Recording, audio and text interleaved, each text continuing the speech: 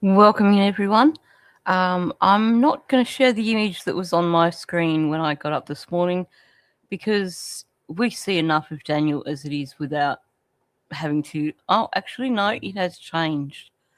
I restarted my computer and it has changed to Jack and Lilly.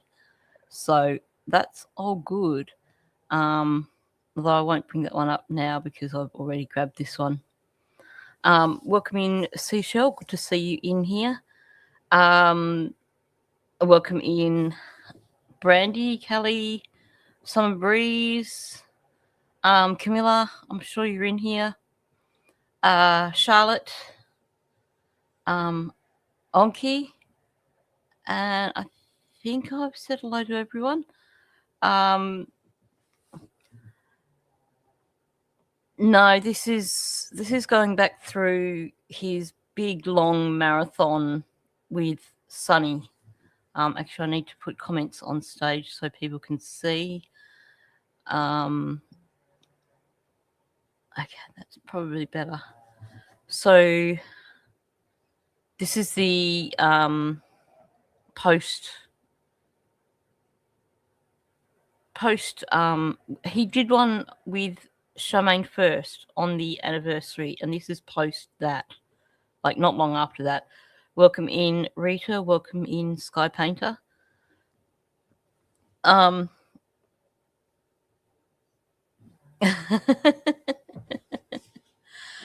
It takes a lot of listening. When I finish going through these conversations between Sunny and Daniel, these condensed audios that I've created for using for the live streams, I will release them as like separate videos, so that basically I think it condenses down to I did it in 3 videos, and I think it condenses down to about 4 hours all up. I removed a lot of the additional commentary and a lot of the additional chatter so that it's basically what you're getting here. Although I need to edit these again just to make them a bit shorter. So I will be making those available when I finish going through. I probably should put the first one out because I finished with that. This is the second one now. So I might edit the first one today and put that out for people to access. I've got to share Brad's wall. This is... Now, I haven't actually edited this in any way. I probably should. But I'm going to share it anyway. So this is... Brad has a wall now. To keep out the Mackenzies and the Martells, which I think is just hilarious. So, well, I'll say we just, yeah. Sorry, I haven't queued it to the right spot, so just bear with me on this one. And so many people, like I said, believe in what Brad's, saying, but it's just too bad. Like, again, the focus is supposed to be on Jack and Lily and finding answers and, and trying to, find information or something or whatever. Instead, it gets twisted so much in the backside of things. With children go missing, Sunny. Yeah. Yes. It's like, whether her dog nipped at the kids or not, Okay, let me just scroll through. If I start about here, I think. Lily and Jack. Well, look at the picture in Zoom. Here, let me just take search before the police got there. Why didn't she take her dog in the woods then? It probably came Grover. Yeah, absolutely. Well, absolutely, right? Brad sent me a picture of his fortress. I'll put it up on screen big. Here, let me just take the comment down for a second. So this, obviously, normally you could just drive by Brad's home. I'll have to get a better picture and zoom it in a little bit more there. Oh, wow. But yeah, so like normally you guys there would be nothing there. You just drive by Brad's, right? But look at that. I said to Brad like last time we were talking about this. I said, "Where's your moat?" That's a Trump wall. What are you talking I was like, about? yeah, it's freaking like yeah, you're right. It's like a Trump wall, you know. A Trump wall. I love that. That is so hilarious. So way to go, boss man. He really did do a good job. That really is an awesome wall. I would dearly love if Brad could get a better picture of that so we can, or even do a drive-by of his own property so we can see exactly what that wall looks like. Welcome in, Teresa. It really is a Trump wall. A problem is, although no, I don't think there's anything there that Daniel can launch himself off and, you know, levitate himself over the wall like he says that he does when he's going over rivers and stuff. So maybe it's high enough to keep Superman Dan out, possibly. But I had to share. And I also, like, I was going to show the picture, but I also wanted to share the conversation about it because Belinda is so spot on. It is a Trump wall. So kudos.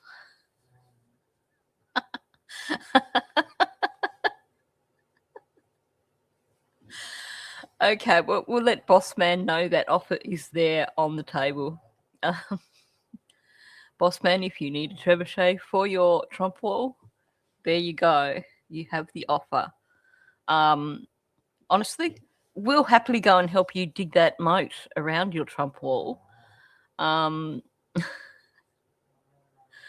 Welcome in, Hugging Demons, Lizette, Clapping Seal. You just got to laugh, but, you know, good for Brad. I've got to say, good work. Yeah, it is. It keeps the undesirables out. It even keeps the undesirables from actually seeing into your yard, which is even better. And, you know, I guess that means that we're not going to find any more of Brad's old blankets suddenly appearing around the place. Although he probably needs to put a wall around his fire pit as well, maybe. But he does. Just yeah. Honestly,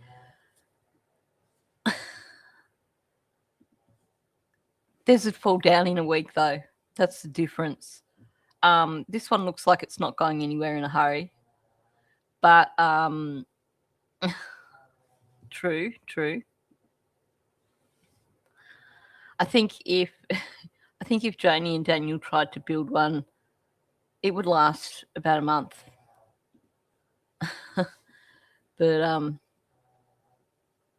yeah, kudos to Boss Man. What a legend.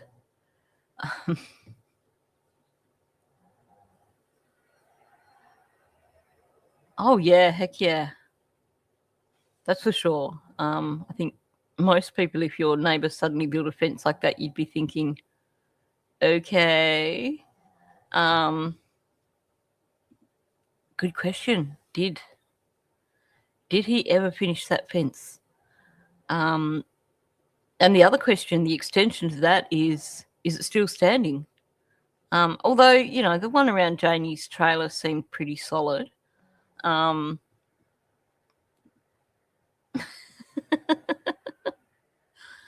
It'd have to be really, really tall to keep the drones out.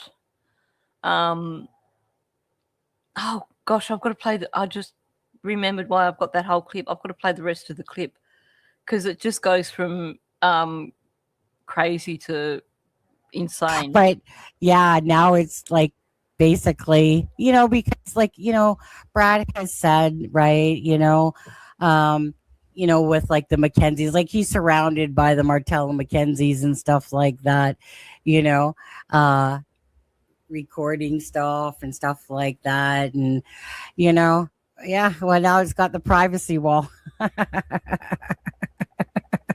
That thing's huge. That's a monstrosity right there. But by saying that too, I mean, you know, I mean, it's still nice. Honestly, it's a twofold because I like the openness, but then by the same token, you kind You of want want the your privacy. I know. right? Yeah. Especially when, like I said, you're living around a lot of these people that are driving by your home and stuff like that all the time. Now it's just like.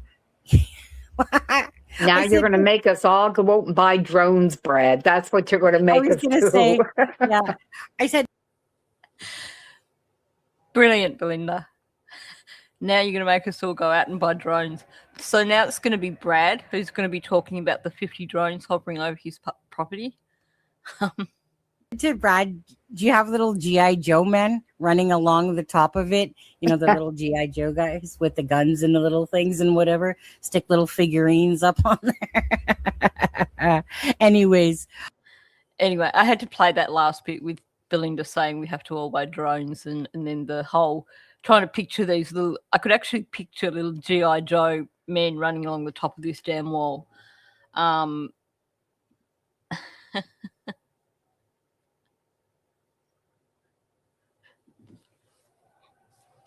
Yeah.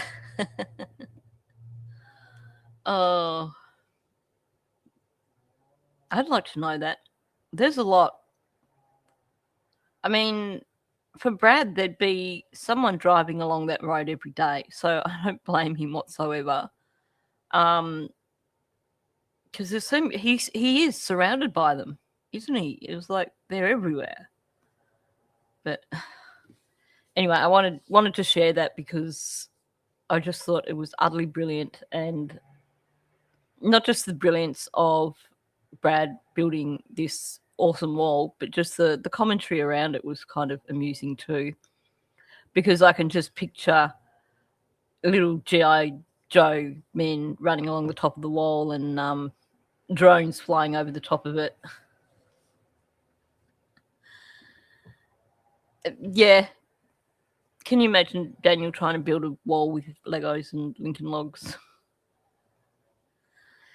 They're probably going to try now. They're probably going to go, we've got to do a wall better than Brad's. Because, Janie doesn't like people driving past. She gets upset. Well, I know. I think if there were a lot of looky-loos constantly driving past my place, I'd get upset too. But, oh yeah, he knows how to build a super-duper fort. So maybe he can just build like a construction using all pine tree branches along the front of the property. That'd work. Not. Anyway, I will put Lily and Jack back up. Okie dokie. I'm going to just jump straight into Daniel's. There you go. There's a problem. And you've got to have the motivation.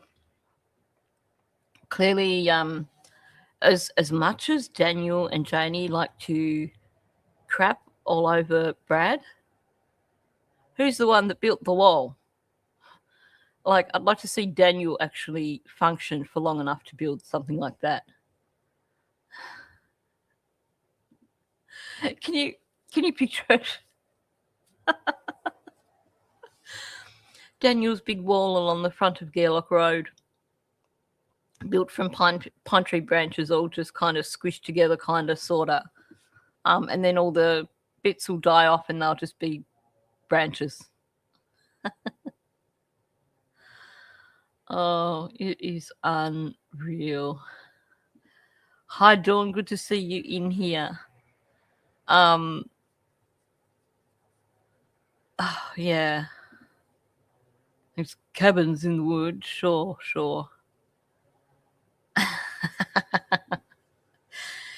We know where to go if we want a fence built now. And it's not to Daniel, that's for sure. Oh, dear. So I'm going to...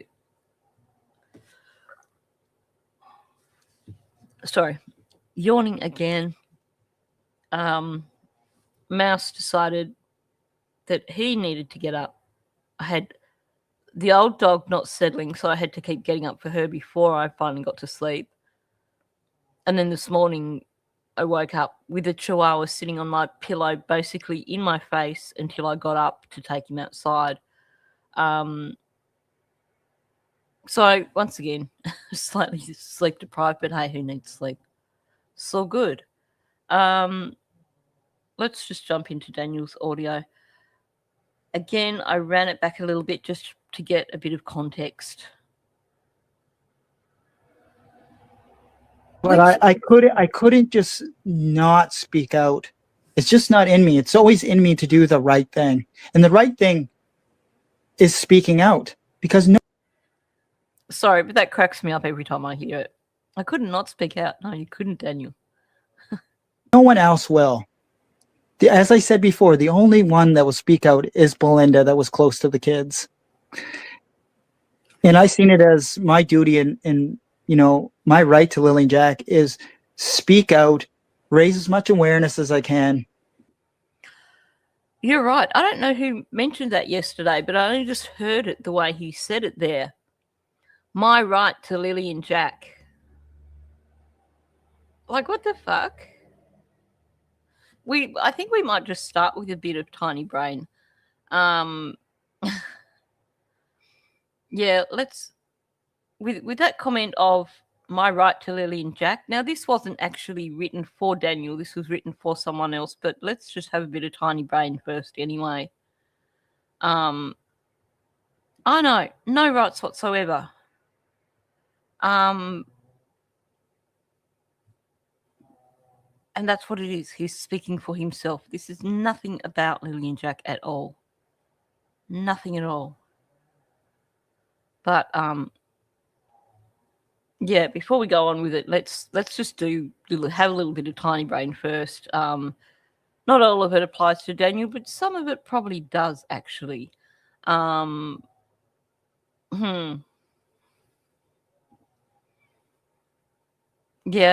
oh, definitely. That it was nowhere near safe for those children. Massive gap where they could have just gone straight through. And then there were boards lying around. Yeah, exactly. He's such a hypocrite. Anyway, let's have a little bit of this before we go on with it, just to give us the strength to get on with Daniel's thing.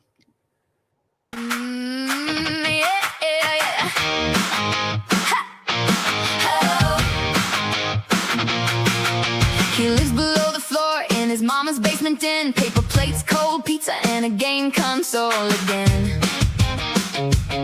Dad tried to help him once with the little job to learn, but now that's off the table and the wiring would burn. He's got that tiny glare like a bad idea in shoes. Every time a woman shines, he picks a fight to lose. He talks real big, but the cracks show through, so he points at you, cause he can't face his own view. Tiny brain, tiny pride, big bad mouth, small inside. Tiny brain, tiny pride, you can't hide what's wrecked inside. Can't hide, he throws his shade, then slips on his own lie. Tiny brain, tiny pride, and everybody sees why. If she's sharp, he gets loud. If she's strong, he gets mean. If she's got a little charm, he calls it acting mean. He needs a crowd to clap for the joke he never lands, but every shove he gives just shows how little he stands. He's the biggest bully here in a room that's all too small, but the mirror by the stairs says, buddy, you ain't tall. He wants the throne made of borrowed noise, but he's just a kid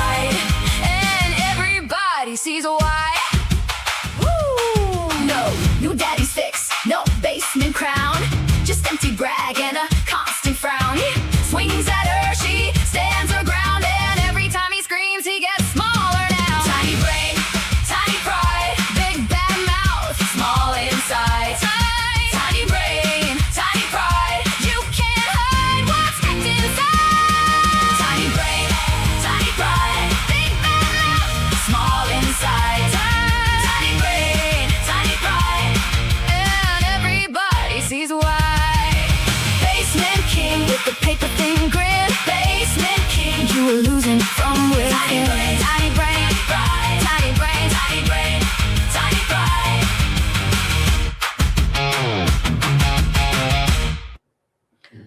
There we have it. So true too. There was crap everywhere. I mean, you look around the side of the trailer, like on the side where those little kids' ATVs were, and there was no attempt there to. Oh, damn! I didn't change the battery.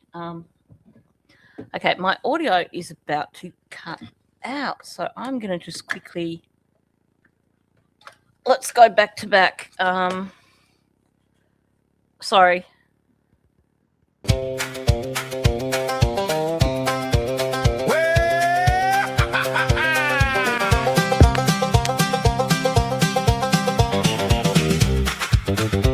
Well, I met Professor Dan down at the county store.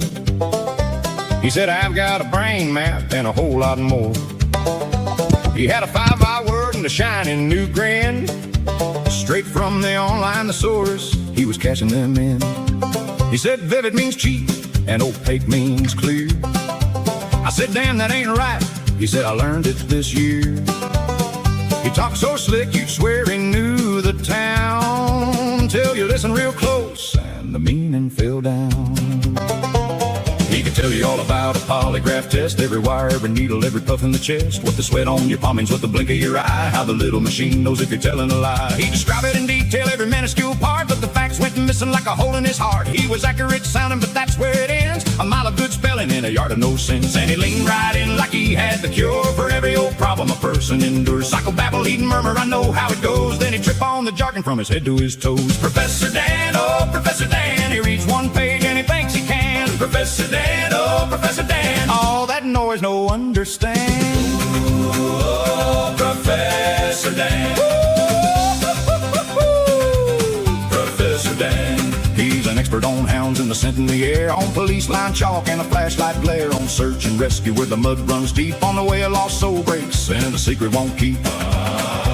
He'll talk addiction, trauma, ADHD, like every psychiatrist calls him up for free. Doc, what's your advice? He'll say with a grin, then he'll answer himself before the truth gets in. Professor Dan, oh, Professor Dan, he reads one page and he thinks he can. Professor Dan, oh, Professor Dan, all that noise no understand. Oh, Professor Dan, oh, Professor Dan. Well, he's got every answer in a digital pile, but the more he explains it, the less it feels like he's got confidence, sure, and a dazzling pose. But he's mixing up wisdom with the words he chose.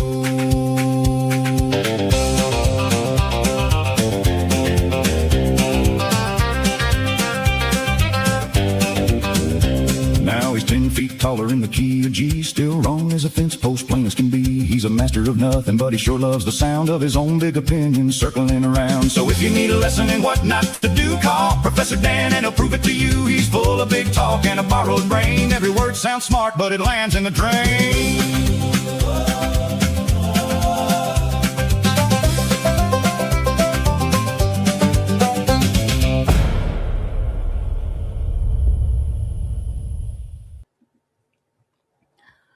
Okay, sorry about that, guys. I need to somewhat. Oh, now my headphones aren't working. Hang on. I honestly need to find someone who can actually set up my or help me set up my focus right. God damn it. Honestly, if you're ever setting yourself up with audio, don't waste money on an iRig. There's supposed to be the iOS ones that you need, but they're just a pile of crap. For the amount that you pay for them, you can get something way better, in my opinion. Okay, I started a few comments that I wanted to go back over.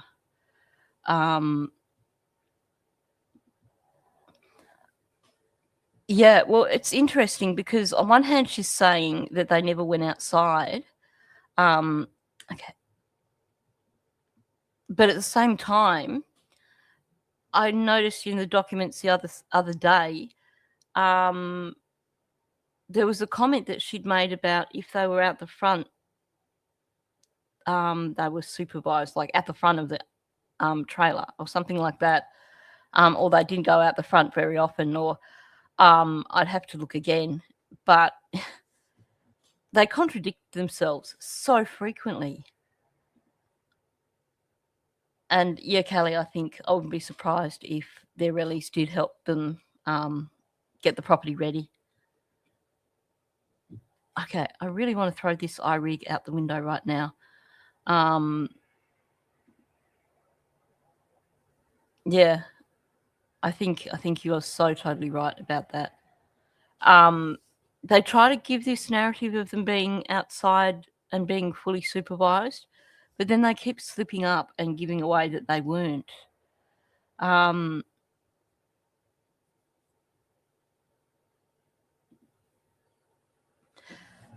Yeah, that's got to be what the bumbling over the words was.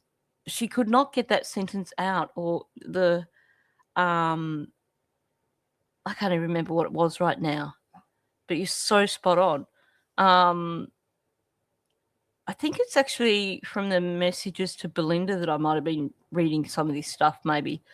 But she's admitted in her messages to Belinda that they were outside unsupervised quite often, and even out the front. Oh, I know. She could not make a coherent sentence there at all, because she was trying to spit out a lie and it wasn't happening. Okay, so let's get back to you, Daniel. Hopefully my audio is going to come through in my headphones as well. And find Lily and Jack, because that's what it was always about. It's not about me. It's not about Malaya.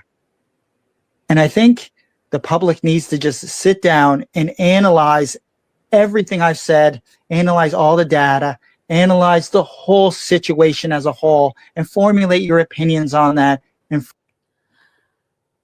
if I ever get around to getting my Stream Deck set up, I'm going to use that as one of my audio bites, because that is such a perfect comment from Daniel.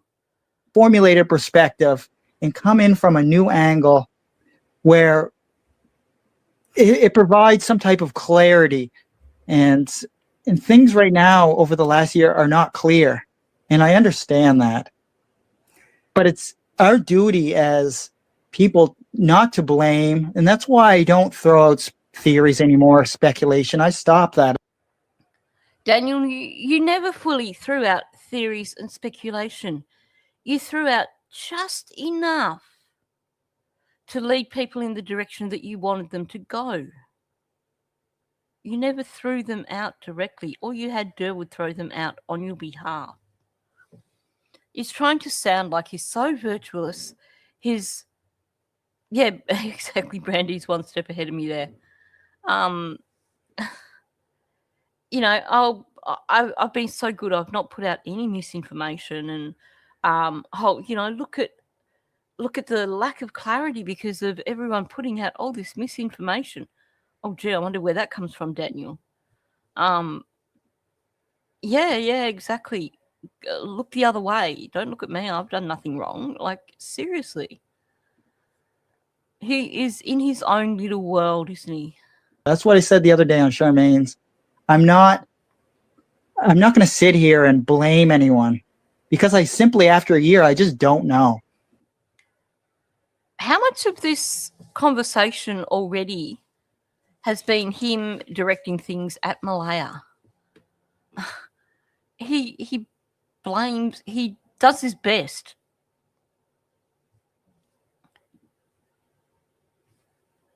Yeah, exactly.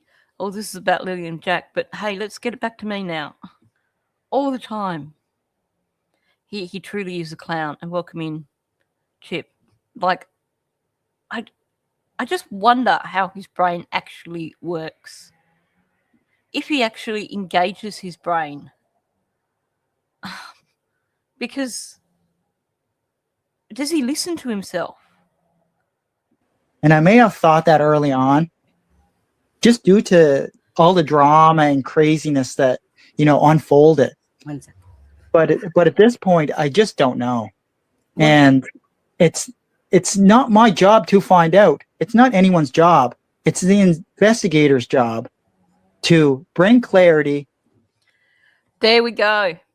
We just found something that isn't Daniel's job, apparently, but he's still going to do it.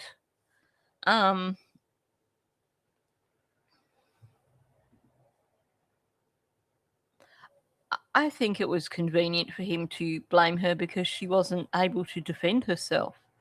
But yeah, he put that narrative out there of being he couldn't understand why she would leave him and cut him off. And it does sound like it was unexpected. And welcome in Marivale as well. Oh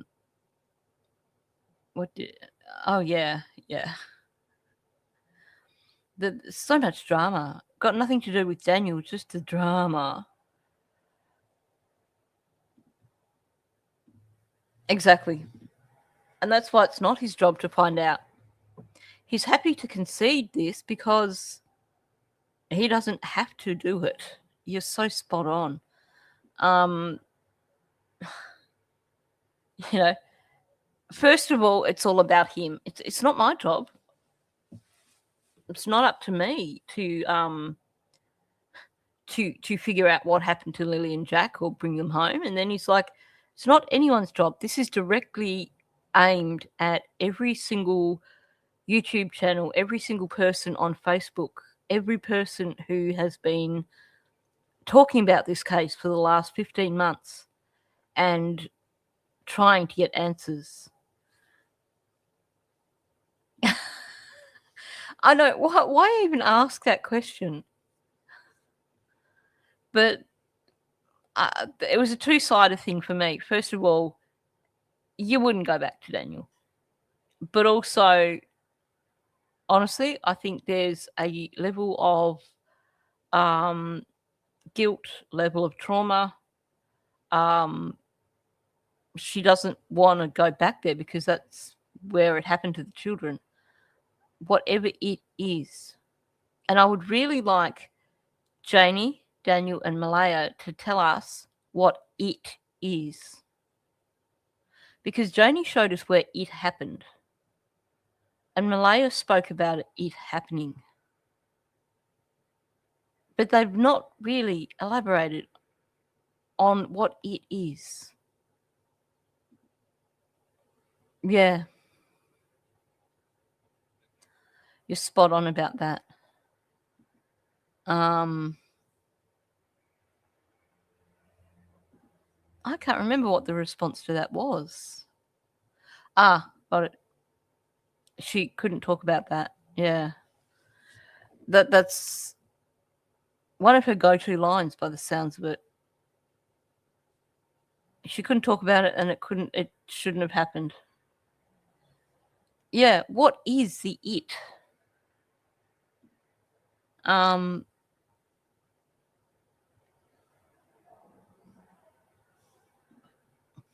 Well, then that raises a really interesting question because we know the children weren't abducted. We know the children didn't go off into the woods. So if they truly did see and hear the children that morning, then how did the children just vanish if they weren't abducted and they didn't wander off into the woods? That's my big question. And why all the lies for 15 months? There's so many references, and there's a few from Daniel that also go towards, a singular event.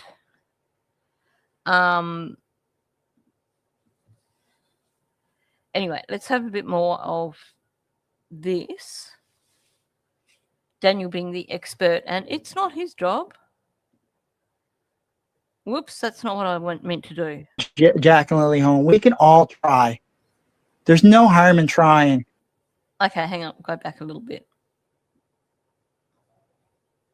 Just due to all the drama and craziness that, unfolded. 1 second. But at this point, I just don't know. And it's it's not my job to find out. It's not anyone's job. It's the investigator's job to bring clarity and bring Jack and Lily home. We can all try. There's no harm in trying. That's what we've all been doing.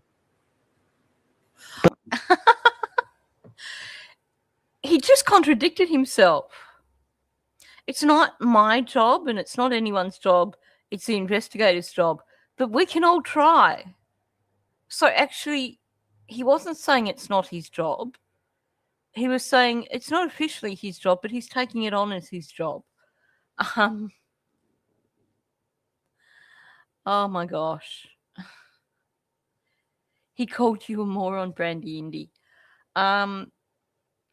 Yeah, not so much. I think if anyone's the moron, it's definitely him. But the investigators have the resources and the know-how and the professional skills to do what we all want. To do what we all want. Not how he had to pause before he could say that. Because he found it hard to say what he wants them or what we want them to do. Because in his brain, he doesn't want them to solve this case. He doesn't want them to find Lily and Jack.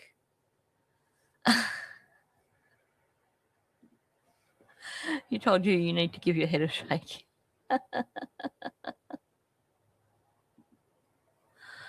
Oh dear.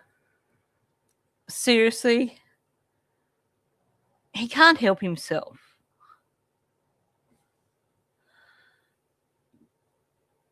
Yeah, that's the meaning behind it, isn't it? And did I say welcome in, Teresa? He's a lot of word salad to basically say that he doesn't really want anyone to find them. But he's trying to make it sound like he's saying, oh, as much as we want it to happen, it's the detective's job. But you nailed it spot on.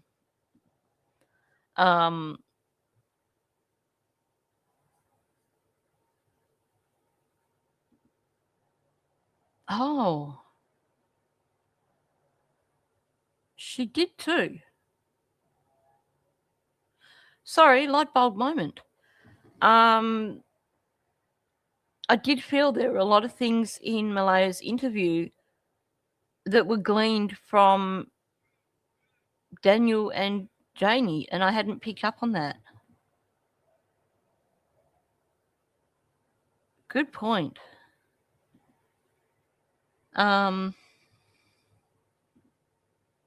Yeah, exactly. There's a lot of gaslighting to try and discourage people as well.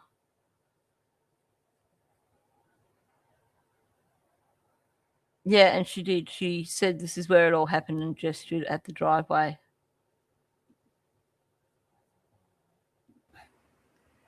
Well, sorry. Picto, I'm sorry. I'm not there's 278 people watching. Sorry, I thought I'd edited better than this. I will edit before I put these out as single videos. I'm trying to listen to Daniel. I'm looking at a few things in chat as I see something maybe. If there was a question that you wanted to ask Daniel, then feel free on this one. So Daniel, I know we always want to stay positive because it's kind of like Sebastian Rogers' case. Right. So we're past the 2-year mark with his case. One sec. I don't know how I missed editing this bit, but sorry. Care super chat. 13 Canadian dollars and 99 cents. You're awesome. Thank you, son. Welcome back, Sonny. Appreciate. Danielle, how much did you miss me while I've been gone for 2.5 months? 0%. We all wondered where you went. Even my mother asked me that. Where do you think Sonny is? That was deflection of a different kind. He was probably glad that she was absent because she wasn't nailing his ass. That was classic. That was totally classic. I will re-edit that before I put this out as a single audio. Exactly. We're going to be up to 16 months soon. When Daniel's in court, that's going to be 16 months since these children went missing.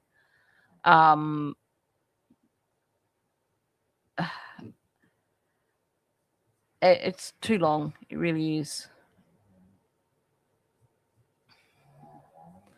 I had wondered about that at one point. I really did. Welcome in, Ariel. Good to see you in here. And like I And said, beyond, I clearly didn't. I don't have an answer, right? No. I have so many things going on in my life that I never ever get to stop and just think about things that, like your average person would think of. Well, that's really telling. So he says that he's coming out doing all these live streams, all these interviews for Lily and Jack. He says that he's advocating for Lily and Jack.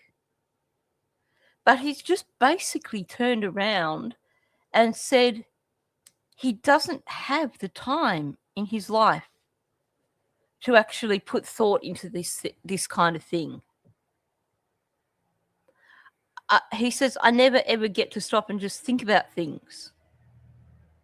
He's telling us that Lily and Jack aren't even on his mind. He doesn't try to stop and think about them at all because he's got better things to think about.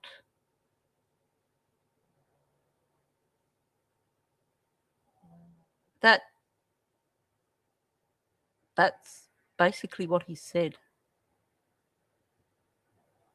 I have so many things going on in my life. I never, ever get to stop and just think about things like your average person would think of. Translation, I can't be bothered sitting and thinking about Lily and Jack. I don't think about them. I just go on with my mathematical stuff and put them to the back of my brain. I mean, you have people who've never met Lily and Jack who are physically and mentally exhausted. I hear so many people saying how exhausting this case is mentally. And you have Daniel here saying, yeah, I'm too busy to think about them, really. Unreal. I can't wrap my head around someone saying that. I mean, I can with Daniel, but I still can't, if you get what I mean. I have so much going on, and just trying to, remain mentally healthy for, my kids and all my loved ones in general. do you get to see your own kids at all still? And again, yeah, doing what? Doing absolutely nothing. Again, he's prioritizing his mental health for the sake of his children and his family as opposed to worrying about Lily and Jack. I can't let myself worry about Lily and Jack because my priority is to focus on my mental health for the sake of my children. The ones that are alive that you didn't kill, Daniel. Oh, sorry, that was pretty blunt. But hearing that come out of his mouth, there are some times when I just become utterly disgusted with Daniel.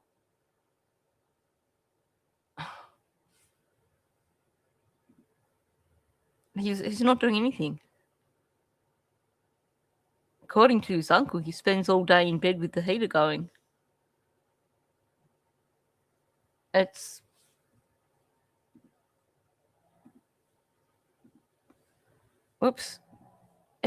utterly unreal.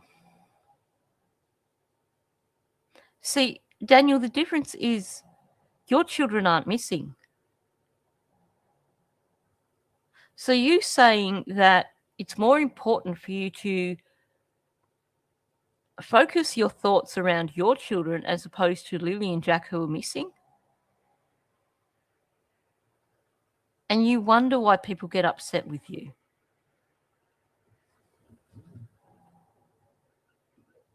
Here's his number one priority. And Lily and Jack interfere with that.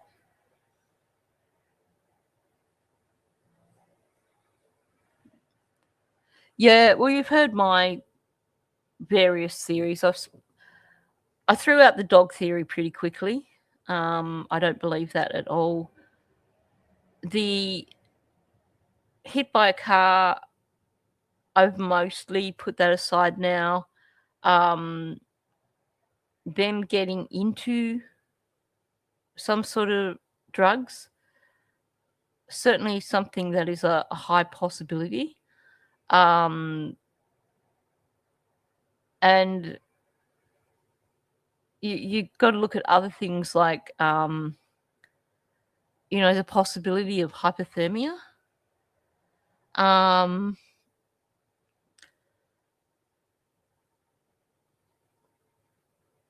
That there's multiple possibilities. I think the truth will come out.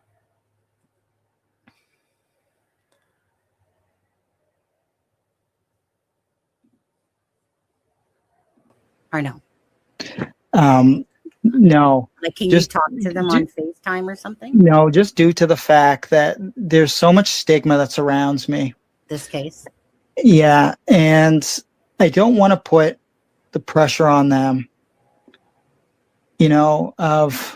because they moved at the exact same time of the disappearance. They moved to a different Yeah. city. Yeah. Right. And So deflection here. We've actually heard outright that Daniel's ex-wife won't allow him to see the children because of the stuff with Lily and Jack. So he's going to deflect here and basically say, he hasn't seen them because, well, first of all, they moved, and he doesn't want to put pressure on them, and poor kids. It's just me being a considerate father.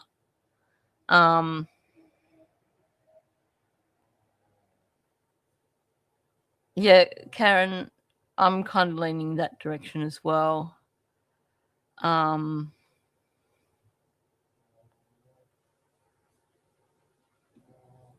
Yeah, Daniel wouldn't cover for Malaya or Janie. Not a chance.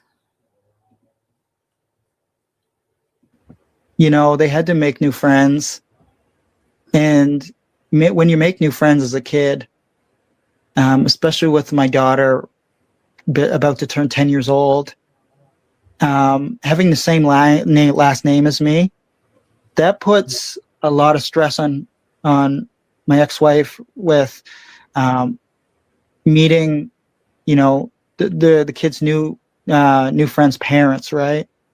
Like, do you have a restraining order against talking to them? Or No, I have no restraining orders on me. No. Okay. He just fell short of naming his daughter. I really do hope that his ex-wife does change their last names. Especially when you get him coming out here publicly and telling people his daughter has his last name and she's just turning 10. Good on you, Daniel. So your daughter's starting a new school and you don't want any stress, but you're just going to let people know that little bit of information. Like, what a dumbass. he's not protecting his own children in any way. He's more interested in himself than in protecting his own children.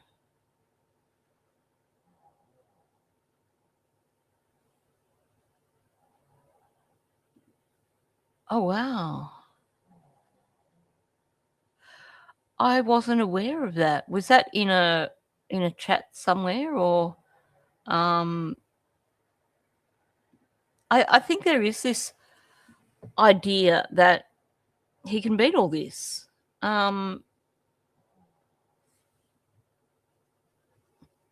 Yeah, look, kudos to his ex-wife, because really, it's better for them to be just miles away from all of this, miles and miles away.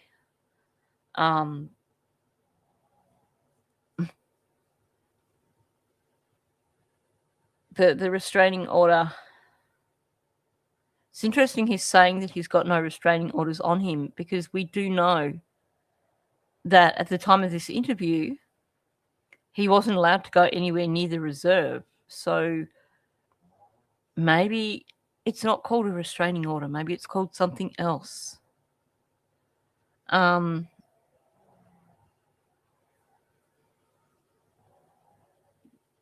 need to be.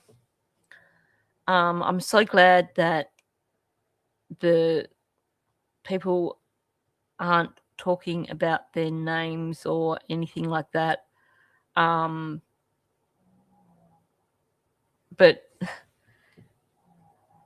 thank you. Yes. That's probably why he's so confident in saying there are no restraining orders against me, because he has a peace bond. And yeah, like a no contact order or a peace bond or something like that, we know sometimes they call it a personal protective order. So I think looking at the different names that you could call it, because other times he's a bit evasive. So I think he's just jumped up straight away and gone, yeah, it's not a restraining order. But we know that there are orders against him, which at the very least keep him away from that reserve. Okay. No. Yeah, I was just, I mean, obviously, you know, just as a parent, regardless, it's just like, you know, I mean, Everyone close to me, or everyone who knows me, or family member or anything like that's been attacked on some kind of level, right? Do you mean all your sock accounts, Daniel, have been attacked on some kind of level? Because if you're going to come out on multiple sock accounts, then you need to expect that you are going to be attacked. But in terms of, you know, everyone close to me or everyone who knows me or family members have been attacked, are they the same people that have been coming out and pushing the same narrative as you? Because if they've involved themselves in this case, given that the spotlight is on you, Daniel, I don't think they should be complaining too much. Good to see you in here, Fred.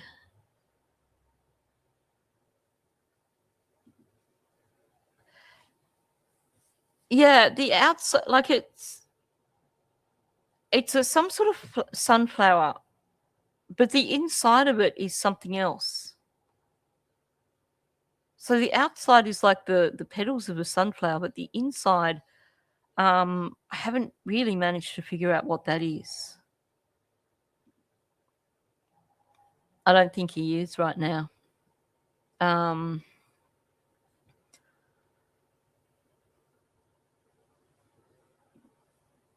know.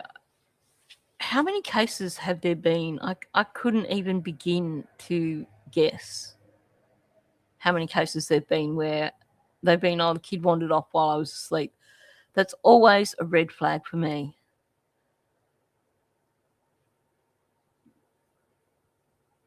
Yeah.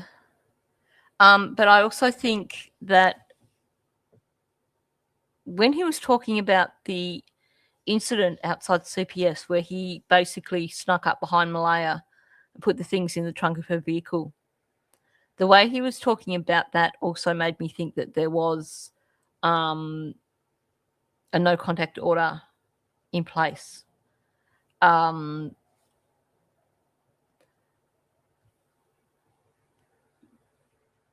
Yeah, Janie has said, and Janie again has given Daniel away.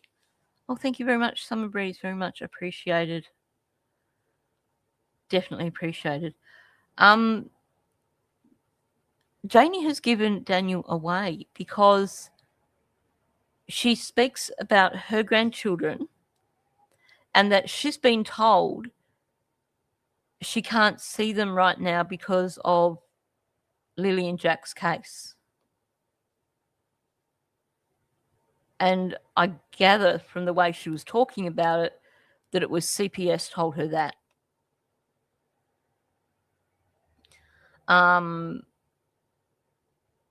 So if CPS have told Janie that she's not allowed to see her grandchildren because of this case, then you can bet that they've told Daniel the same thing. Hang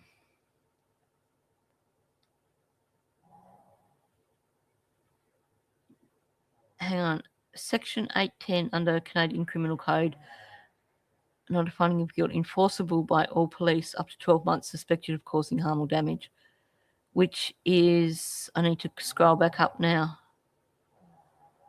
Is this the no contact?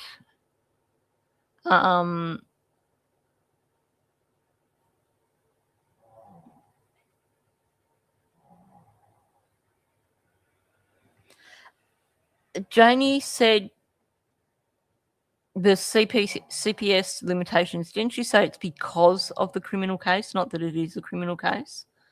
But, you know, Janie gets a little bit confused too. Thank you for the Jules Shirkers. A peace bond. So that's automatically in place, basically. Cool. Thanks for checking that out. Yeah, they're not going to prevent Janie from seeing her grandchildren if she wasn't a suspect as well, if she wasn't, you know, being looked at as well. Yeah, they say it's not a criminal investigation, but then Janie turns around and says, you know, CPS, good point, 100%. Janie's like, CPS won't let me see the children because of this criminal investigation. 100%, you're so true. Too long. 16 months is way too long. You know, I was talking to someone last night about it and saying how, you know, the cases I've covered, I was covering Maddie's case for probably around 16 months or so. But the difference there is that Maddie was found within, I think, 5 days of her going missing. Stephen Stearns was arrested even before then. So with Maddie's case, the focus was on going through FOIA reports, on going through interviews and things like that while we waited for trial. It wasn't this endless thing of where is the children. I think that's why this feels so much longer.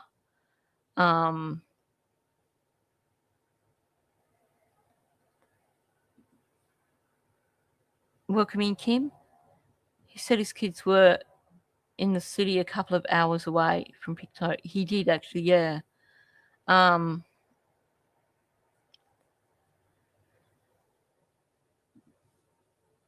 Yeah, And I think once that admission was made by Daniel's children that all that sort of stuff, that's when they would have said, yeah, no, these kids aren't going to see Daniel or Janie or... So often I think about that. Like, he was... I heard someone say early on in Maddie's case that Maddie hit the karma button really hard. And it is exactly the case. Like, it was just so fortuitous that Stefan got the flat tire in the first place. But also on that quiet road that someone actually managed to drive past and see it and actually register in their brain what they were seeing. He does mention something about Halifax. So I think it probably was.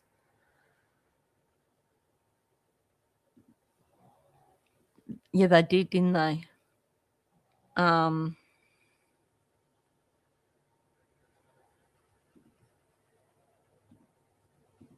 It truly was a miracle with Maddie.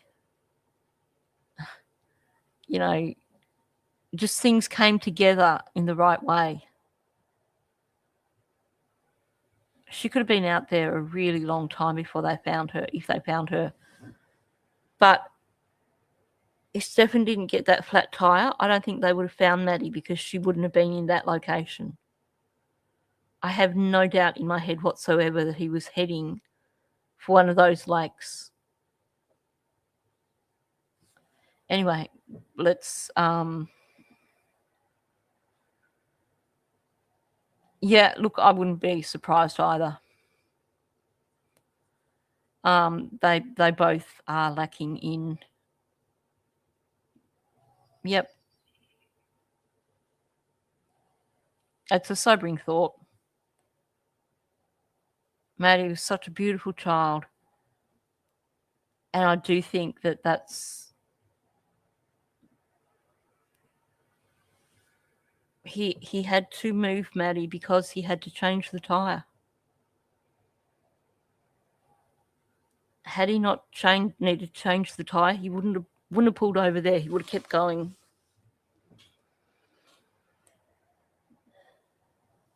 Yeah.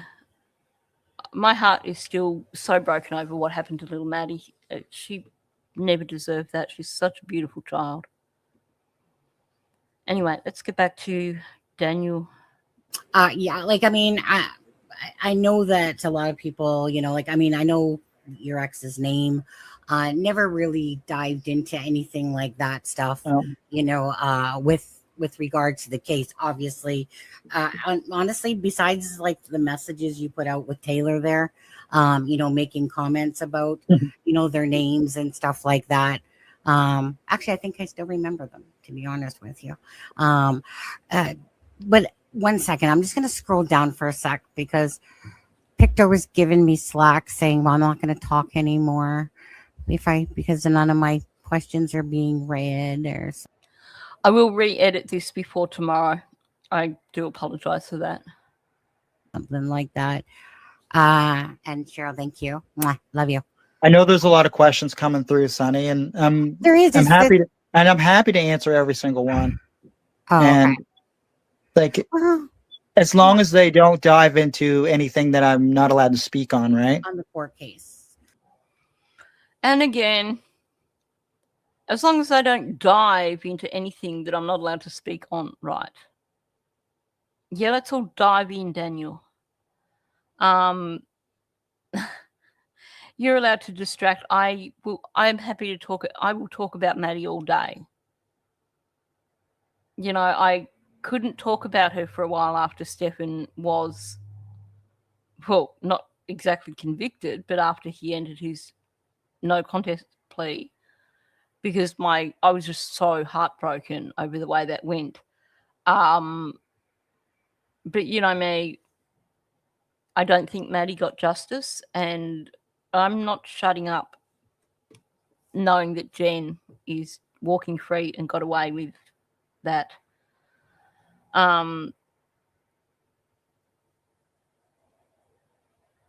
Yeah. In the Kristen Smart case, Kristen's parents were more than willing to do an agreement with Paul Flores for the sake of bringing Kristen home. And that's been 30 years now. And I just pray to God that it's not going to be 30 years with Lily and Jack. They shouldn't be out lying wherever they are. They should be properly put to rest.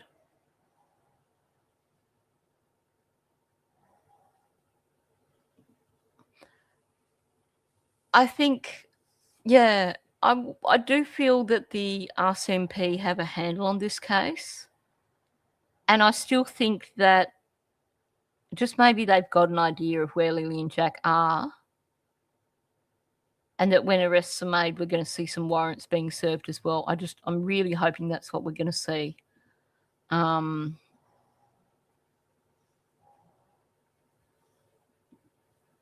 don't think I'll ever forgive that prosecutor for letting this go, or the judge, because that was not justice for Maddie. I don't care if he's got 21 life sentences. He should have had to face up to his crimes. He can live in his little fantasy world for the rest of his life and never have to actually face up to what he did to Maddie.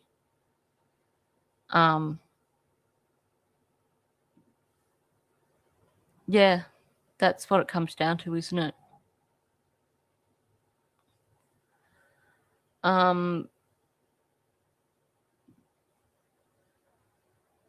Yeah. Let's hope it doesn't take that long.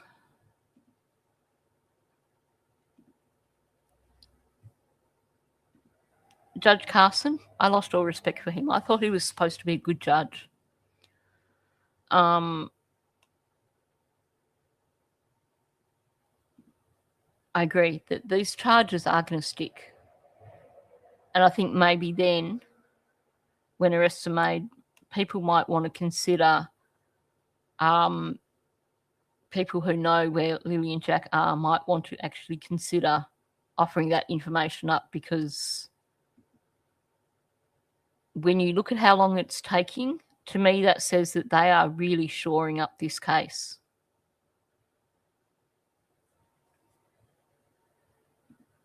I agree. Janie's the weakest link. She leaks so much information that I think if they leaned on her, they probably would get a lot from her. Okay. Yeah. Okay. So let's okay. So what I was going to say, or I guess on this part, was this that as much as we try to believe or be hopeful, because I am a type of person that believes that the glass is half full more than empty. But the thing is, in cases like this, it's just the astronomical high of these children being alive are, statistically is not likely, but so I know that you said that you feel like, obviously you're going to try to think positive that they're still alive, but Yes, Sonny, thinking negatively will trap your mind into a place where it should never go. And now we get the psychobabble. Thinking negatively will trap your mind into a place where it should never go. But see, for Daniel, what he's referring to here is not thinking negatively is going to make him think so sad that Lily and Jack are missing. For him, the thinking negatively is that they might actually arrest him. Exactly.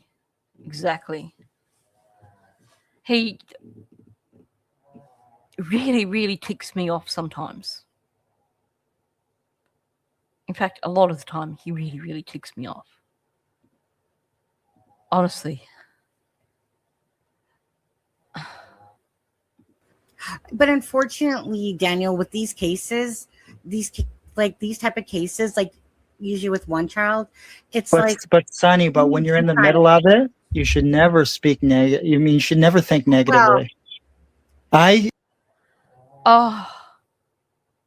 What he's doing here, he's actually trying to deflect. He's trying to prevent Sonny from pointing out the simple fact that if you actually do a victimology on Lily and Jack, it will straight away show you there's no way in any scenario that these children were abducted. The chance is like 0.000001 or something like that. And he knows that. So he's trying to stop Sonny from actually being able to point this out because it reflects directly on him. So he's turning it and saying, well, we've got to think positively. Don't think negatively. I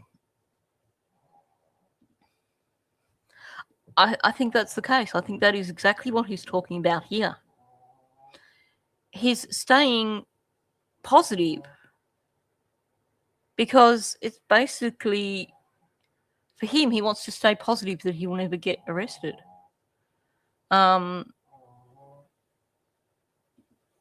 You could well be right too. I think they're bending over backwards to protect Justin, that's for sure. So, yeah, so true. True. And welcoming Kathy. Apparently she's got a bit of a dodgy heart, though. So I wouldn't wish anything like that. But sadly, I think that's the case. You know, the 100% that they're not going to find anything, or whatever it was he said. It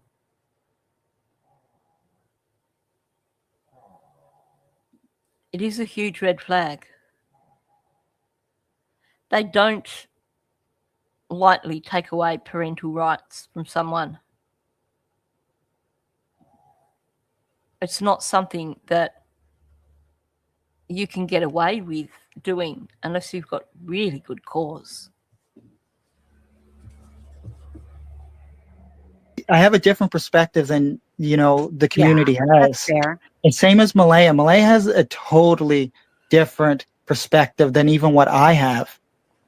Well, Right? you know, he doesn't. How does he know that Malaya has a completely different perspective than what he even has? Because he hasn't spoken to her in 15 months, apparently. We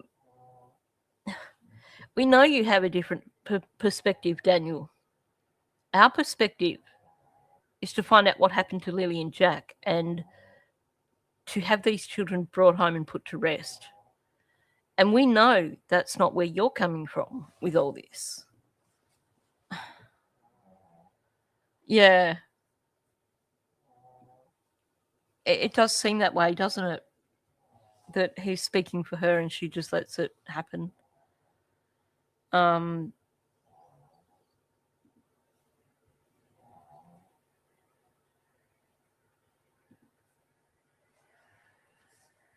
Well, given that the sawmill is really, really close to Jordan's place, it's certainly something that you couldn't discount completely, could you? Oh, heck yeah. I think he's definitely going to have to elect and or enter a plea on the 3rd. I don't think he's going to get any more delays, that's for sure. Speak. Of course, yeah, of course. I do understand. I do understand that, and I hope one day she actually does. Okay, you wait a second. I do want to ask you this. You made a. I'll just run that back a little bit. he That's has. fair. And same as Malaya. Malaya has a totally different perspective than even what I have. Well, Right? he doesn't speak. Of course, yeah, of course. I do understand. I do understand that, and I hope one day she actually does. Okay. Oh yeah. Are you still glad that she did that, Daniel? Were you hoping that she actually does? I actually think her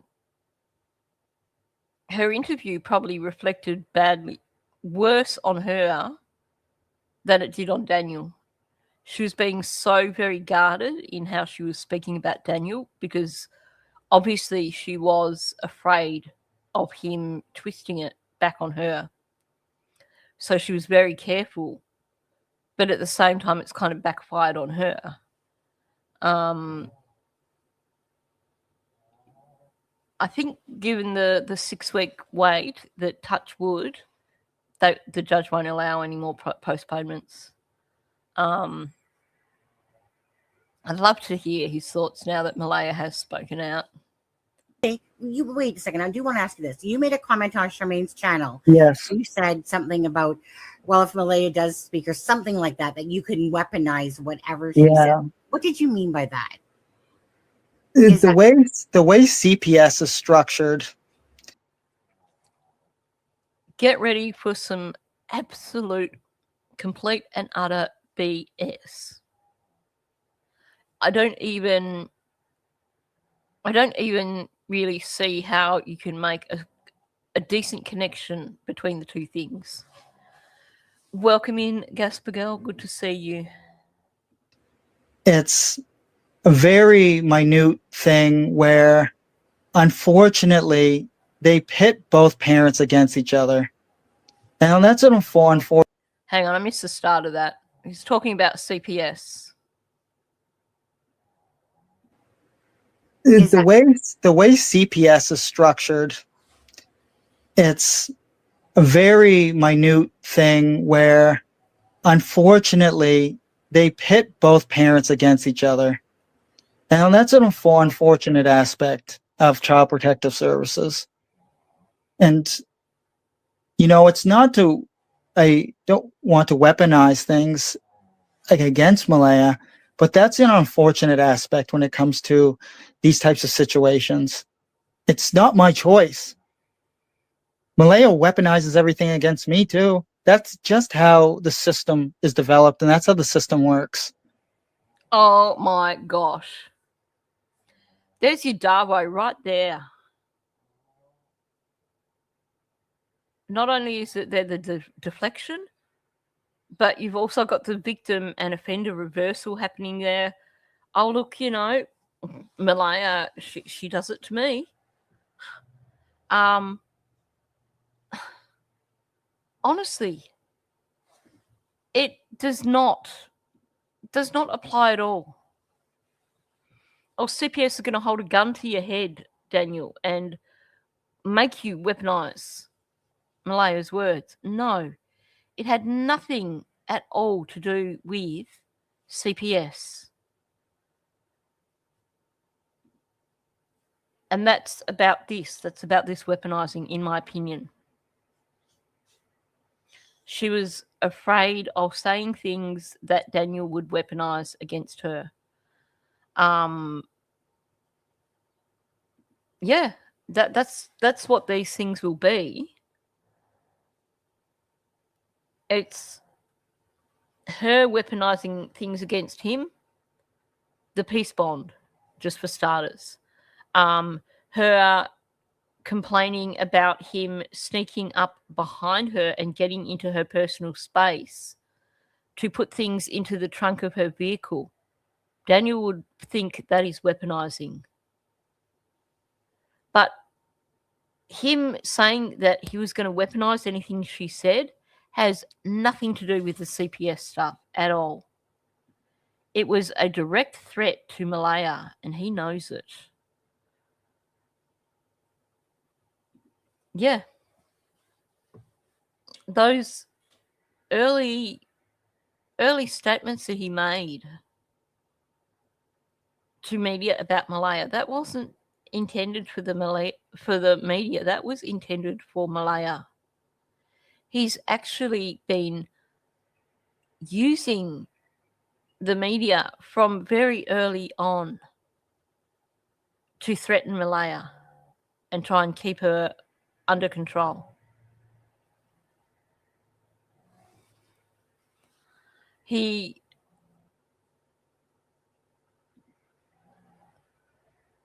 Yeah, exactly. I mean, he would have heard everyone's reactions after he said about weaponizing it. And he's trying to think, well, how can I spin this one? And that's all he's doing here. He's gaslighting. It's like, well, I don't want to weaponize things. It's just that, CPS makes me do it.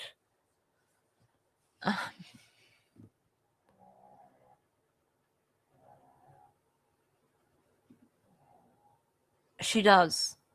If he's got her scared to the point where she's worried about him weaponizing her words, she needs to just come clean and tell everything to the RCMP. Oh, hell yeah. Hell yeah. I mean, when you actually look at the reality of this, it's ironic that he's bringing in the CPS staff because he was weaponizing that as well. Yeah. It's like, I'm just playing the game. Don't blame me. And, Malaya does it too, so that makes it all good. Now, I do believe Malaya probably has weaponized things against him. But Daniel has that need to control. And that was definitely a threat to Malaya.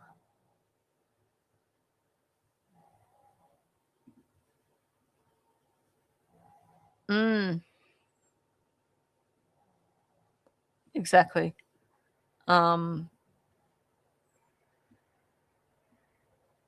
Malaya. But that's an unfortunate aspect when it comes to these types of situations. It's not my choice. Malaya weaponizes everything against me too. That's just how the system is developed, and that's how the system works. And unfortunately, that's a downfall of the system, and there's no way to work its way around that. Well, I mean, the system definitely could be improved.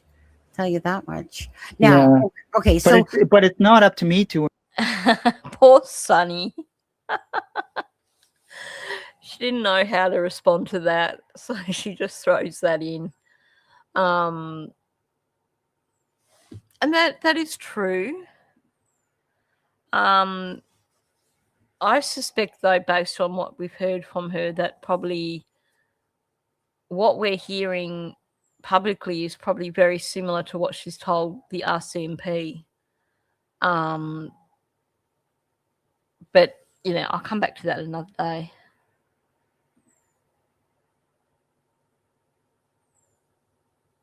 Oh, I agree.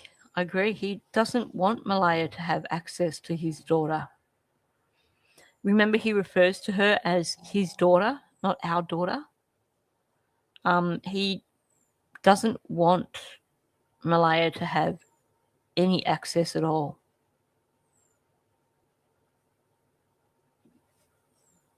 Yeah. Exactly. And I think they both think that they're going to get away with it. Improve any aspects on the system. I don't have that control, so I can only go with the protocols and guidelines and what can be done, right? From my perspective, she has her. I'm just going to run that back. It's a bunch of word salad, but let's listen again. And that's how the system works. And unfortunately, that's a downfall of the system, and there's no way to work its way around that. well, I mean, the system definitely could be improved. I'll tell you that much. Now, okay, But it's not up to me to improve any aspects on the system. I don't have that control, so I can only go with the protocols and guidelines and what can be done, right? from my perspective. She has her own perspective, but that's just the way the system is developed and the way the system is conducted. Pulling out those words there, aren't you, Daniel? Protocols and guidelines and perspective, and that's how the system is conducted. Sorry, I just have to snark at him occasionally. I know, he can't help himself. He's just got to pull out those words. Yeah, it is. He wants to be able to control CPS. And I do believe that's what they thought they were going to do initially. I think the goal was originally to make sure that Malaya lost custody of baby M and that Logan was going to sweep in. And all that went to, in Daniel's mind, that all went to shit and didn't happen. And he's realising he's got no control over what CPS do. I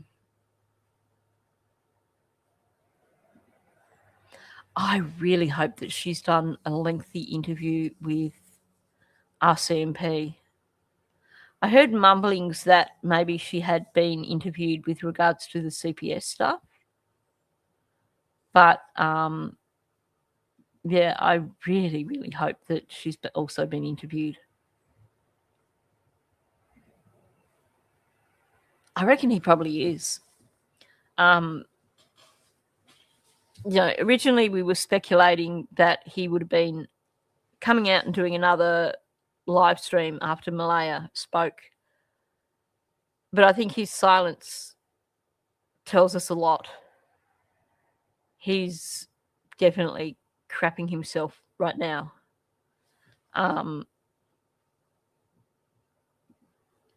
Yep, exactly. I missed Fred's question. Oh, no, I didn't. I read it out. Sorry. Okay. Unfortunately. Is there anything yourself, Daniel? For yourself, is there anything that you could say of why people should, not that you can force them to, because obviously people are free will, but is there anything that you feel like you could say that would make people see you in a different light of having any involvement to do with Jack and Lily? Wow, Sonny, I know you're trying to be diplomatic, but just next time, just spit it out, please. Oh, yeah. He's definitely going to play not guilty. I think he would prefer a bench trial because he would not like the idea of a jury of his peers judging him. Although the other side is maybe he'll look at it and go, I can hoodwink these people.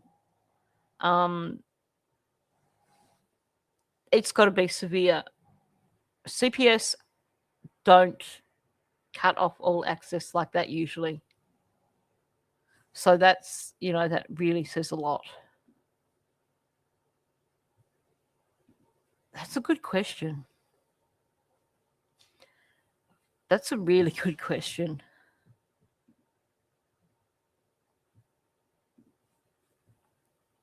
Not malaying you, but just you yourself. You've claimed your innocence with Jack and Lily the entire time, right? And then there's lots of people that don't believe a lick of what you're saying.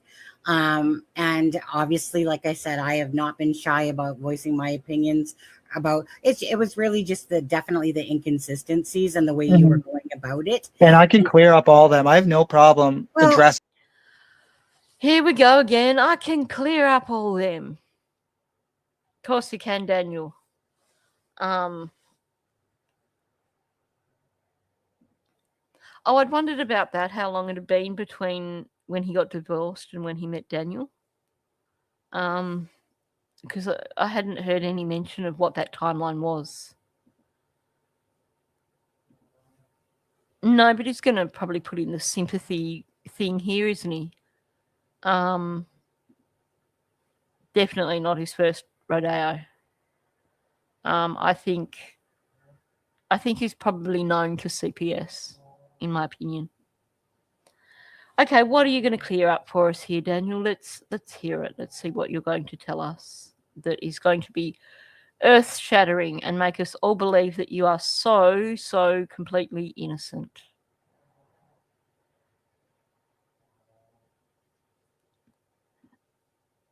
Actually, that's a good question, because apparently someone has claimed that she's on the reserve not far from Malaya, which to me suggests that Malaya would know her location. I may be wrong, but that was sort of what I was thinking. I think you're probably right, Karen, because he's certainly unapologetic about anything to do with it before Lily and Jack. So you're probably 100% correct. And there's lots of people that don't believe a lick of what you're saying. And obviously, like I said, I have not been shy about voicing my opinions about it. It was really just definitely the inconsistencies and the way you were going about it. And I can clear up all them. I have no problem addressing anything that you want to bring to light. What is it? What is it that you feel, if anything, that of I feel a lot, Sonny. I feel a lot, you know. And I was going to say, I know, and it's a tough question because no matter what you say, we're all going to still kind of like. Yeah, I'm always willing to change if information is changing, for sure. You know, I'm not stuck on one particular idea. Is one most likely? Yes. Am I stuck on it? Like, I'm just gonna, like, yes, I've dug my heels in how I feel about this case. Right. I'm frustrated with it. Jack and Lily, they're beautiful children. They deserve answers. They deserve to be outside playing right now. They deserve all that stuff, just like all children do. But is there anything that you feel that you feel like that you could say that might change people's minds about you not telling the truth versus that you're being truthful? Because you're kind of at that point where, you know, like, in all fairness, Daniel, where pretty much most people don't believe a lick of what you're saying, and it's because of the inconsistencies. I've forgotten the question now. Okay. What was she asking him? I will definitely go through and re-edit the audio after today's live stream, because I love Sunny, but sometimes she just goes off at a tangent and over-explains, and then I get lost.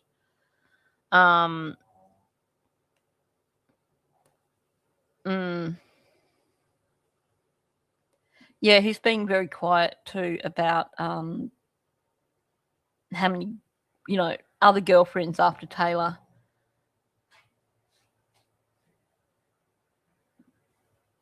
He didn't interrupt to agree that Lily and Jack deserve good things. He's so right about that too. Okay, what was she asking? Oh, is there anything you could say to change people's minds? Right, gotcha. Sorry. Just I got lost in, there was a lot of chatter going on there. It certainly sounds that way, doesn't it?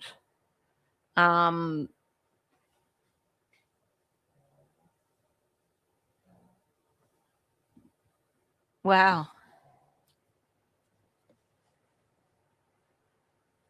That's really crappy parenting, to take your girlfriend with you when you've got an access visit to your child, in my opinion. Oh, yeah. I mean, she's called him out. She's definitely called him out. But I got lost in what she was saying. Good comment here.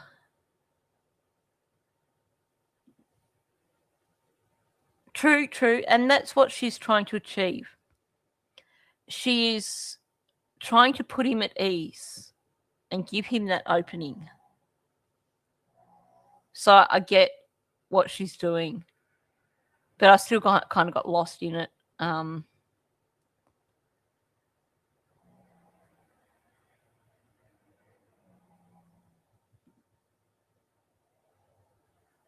Do we know if that's truthful though? Because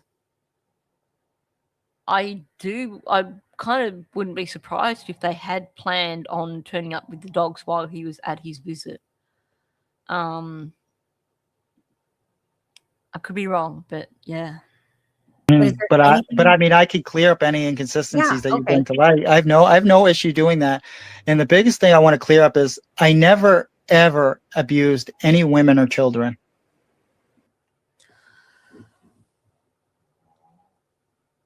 What do you say? I never ever abused any women or children. The first thing that stands out here is the distancing language. He doesn't say, I never abused Lily, or I never abused Jack, or I never abused Malaya. He just talks about women and children. And then you get a Daniel double negative. I never ever. Well, you don't need to hammer that down. But basically, when I hear him say it like this, I'm not even remotely convinced. Especially with the whole, the biggest thing I want to clear up. So the first thing that comes to mind with him is the abuse allegations. But the way he says it, he gives himself away in the worst possible way. Yeah, it is generalization. It's distancing language. Because, and you will see this so often, when someone is being evasive, when they do not want to give a direct lie, that's when you get suddenly the pronouns will vanish, or suddenly it becomes very generalized, very distancing kind of language. So I've never ever abused any women or children. Nothing to do with Malaya and Lily and Jack. It's easier to lie if you don't throw the names in. And here's the thing. He did the same thing to Taylor.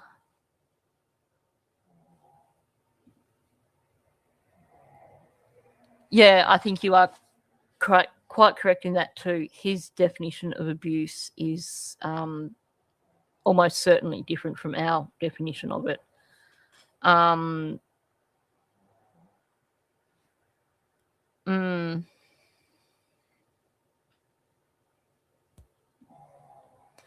Yeah, I think you're correct. For him, the things he's doing in his head, he's minimizing it. They're not abuse.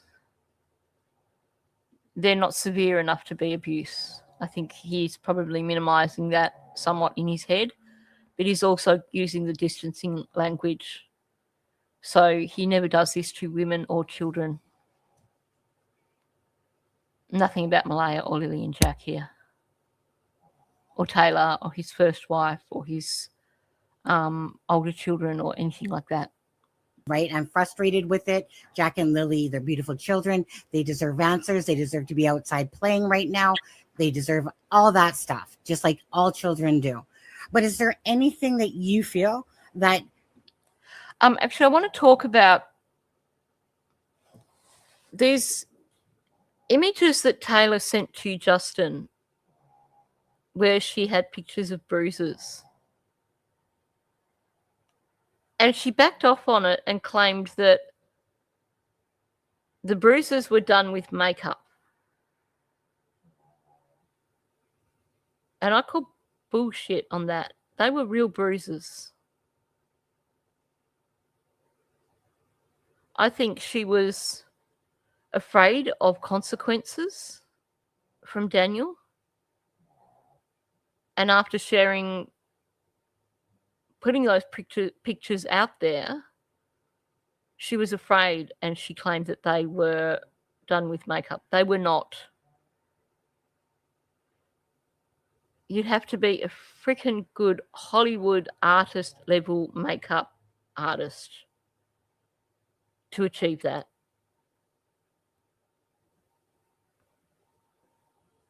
I do think that it was a classic situation of she was afraid.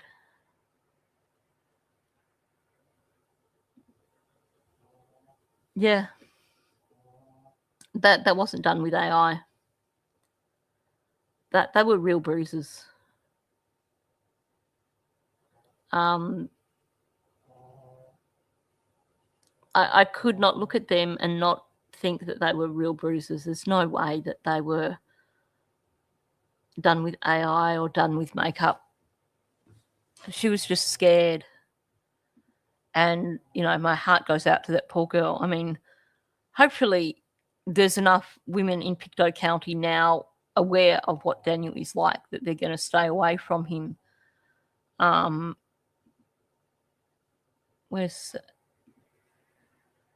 Yeah. That's, you know. Yeah. And that's why she claimed that the photos were fake.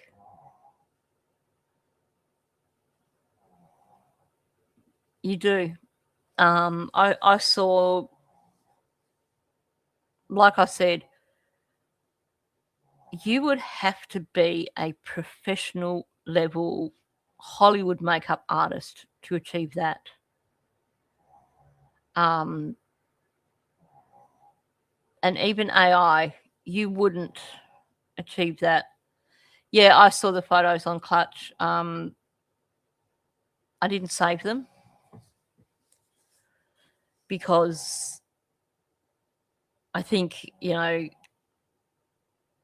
Taylor was very brave sharing that stuff with Justin. And if for her, she needs to say that they were fake bruises, then to me that says that they probably shouldn't be coming out online again.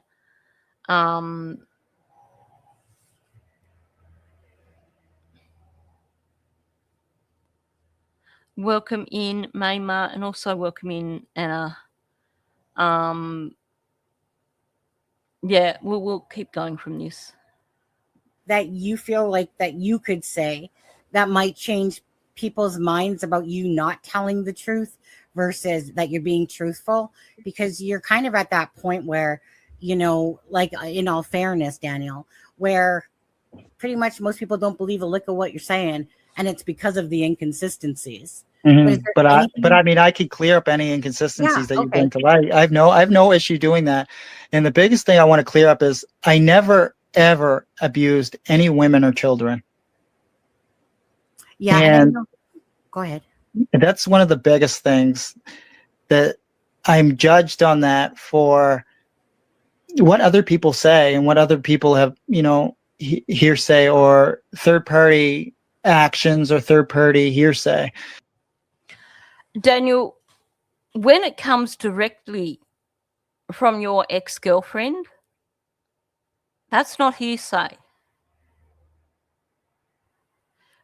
When you have text messages between Belinda and Malaya where Malaya is telling Belinda these things, that's not hearsay. And Taylor and Malaya both in text messages to people have said what you did. That's not hearsay. That's a first-hand account from the people who you did it to. And Malaya, in her messages to Belinda, spoke about how it was mostly Jack that you targeted, but there were times also when you targeted Lily.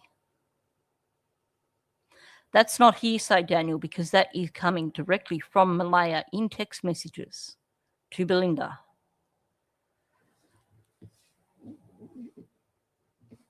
Exactly. Good point. He actually said it himself.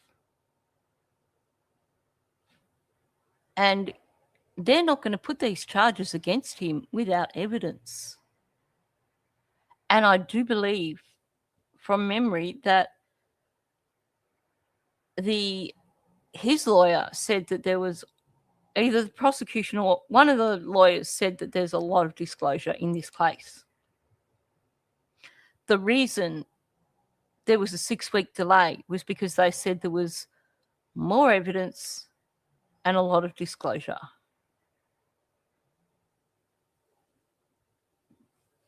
It is. My heart breaks for those two children because there's a lot of things there for them to process, a lot of things that children that age cannot process. And I really, really hope that they are being given access to whatever support they need. And yeah, I think it's something that I forget sometimes. Daniel very, very nonchalantly talks about baby M as collateral damage, but those two children are collateral damage as well.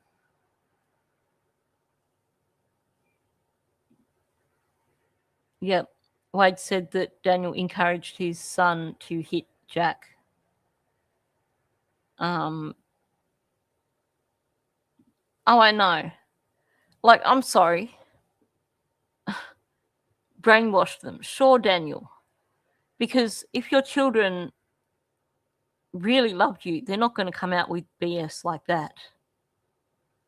And I think he's probably thinking interrogation in terms of the way RCMP dealt with him. But they wouldn't have asked those children outright, for starters. It would have been a forensic psychologist who is trained in these sort of forensic interviews with children.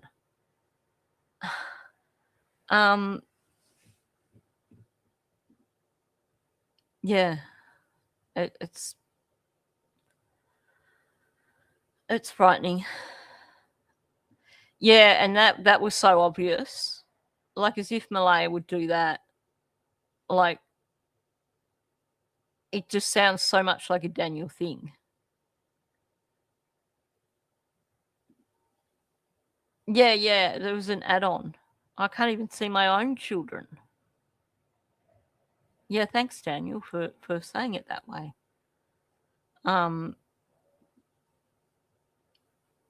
He makes me angry. He really does. It's a very minute thing to, and it's very atrocious for people to even think of these things, because I never did. We didn't think of them, Daniel. We were told them. And it wasn't hearsay information. It was direct information. Honestly. Purdy hearsay.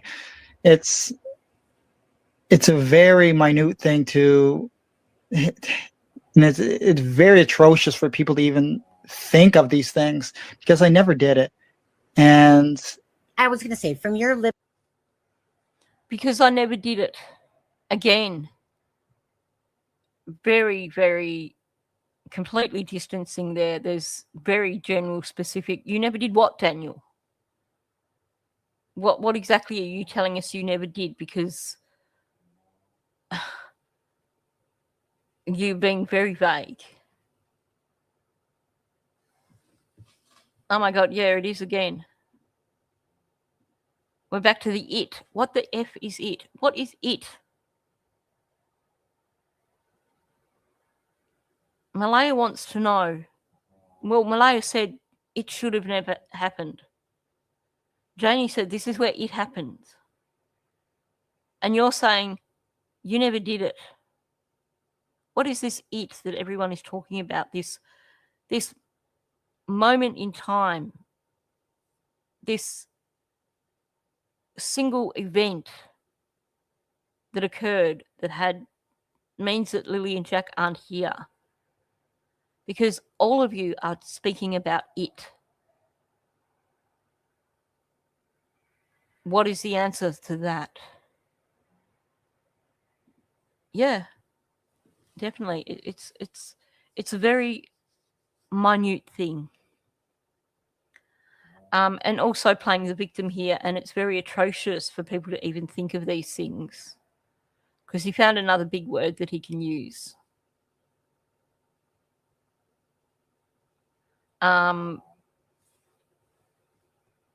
Complete deflection, minimizing, all those things. No accountability. No. If you listen right through this again, and I'll run it back, there's nothing solid here from him. He's not finishing his sentences. He's not throwing in any specifics. I never abused women and children. I never did this. I never did it.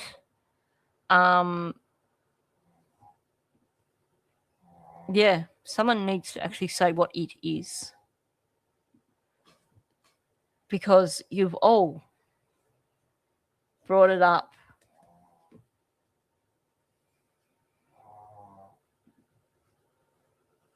Yeah, we know it happened. Janie's shown us where it happened. Malaya has said it never should have happened. Daniel's denying. He's saying he never did it.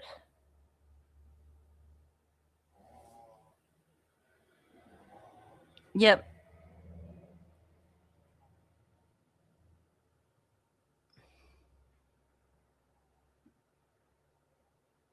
No.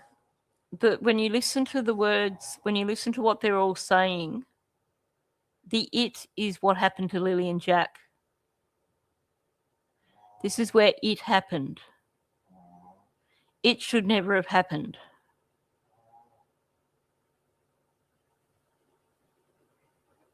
Daniel never did it.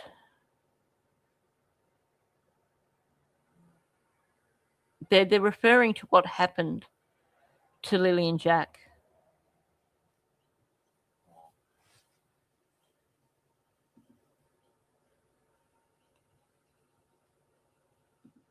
Yeah. Sonny did a bloody good job. And you've got to bear in mind, at this point here where she's getting tangled over her words, this is several hours into the interview, into the discussion.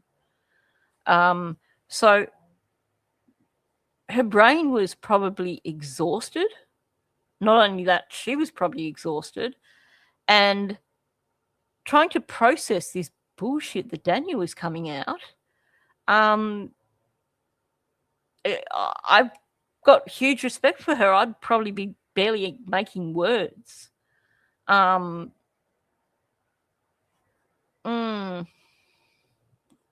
Just run it back a little bit so we can hear Daniel's BS. Hopefully that's enough.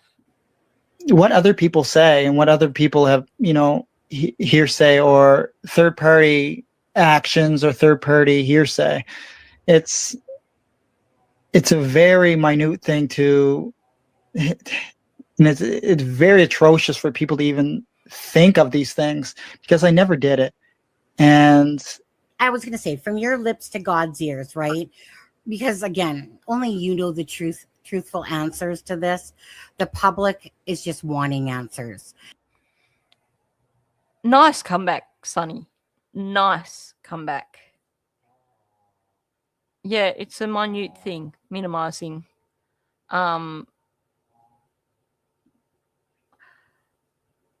I, within probably the first half hour, was livid. I originally was never going to touch this on my channel because I was so livid with this guy.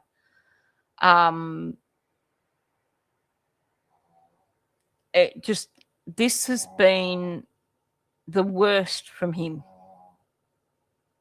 because he came out acting like he was deflecting, he was deflecting, he was minimizing, he was acting like he's a saint, acting like he's all born again and he's seen the light, and coming out with this BS stuff like, well, all people with ADHD are narcissists. Like, for heaven, yeah. Yeah, that's puppy snores in the background. Amira is just completely out for the count. Yeah, it is grandiose, that's for sure. Yes, and that fits in with it as well. If I'd just gotten up to see the kids, this would never have happened. So what is it? What is this? What happened? They all talk about it, but they don't talk about it.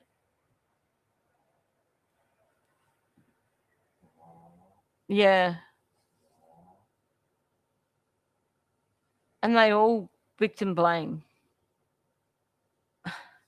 It's, yep, exactly. All of those. The minimizing, the distancing, misdirection, the victim blaming, the grandiose I'm a hero stuff. Why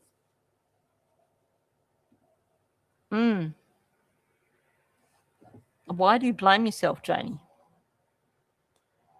If I'd have gotten up, this would have never happened. Because you went in, when you finished your fencing, you went inside and left the children outside on their own. Is that it, Janie? Or is it because you heard stuff going on in the trailer and you stayed in your RV because you were scared of Daniel? Or is it both?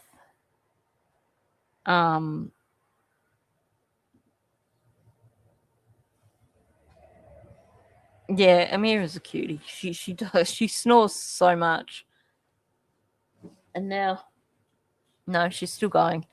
She just slowed down for a moment. Yeah. You can guarantee that he's played the victim with these women to convince them that his poor woe is me, poor Daniel, look at what I'm going through. Come and mother me, and then I will also love bomb you, and then you're going to suddenly realize you made a bad decision. And I keep going back to that because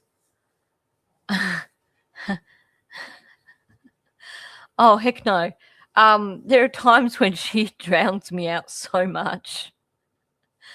If Amira had her own microphone, that's probably be all you'd hear. Yeah.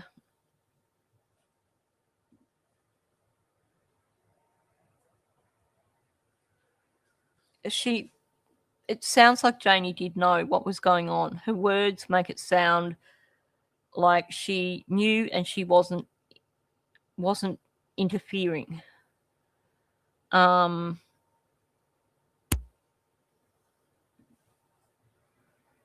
Yeah, the dog that was put down 3 times.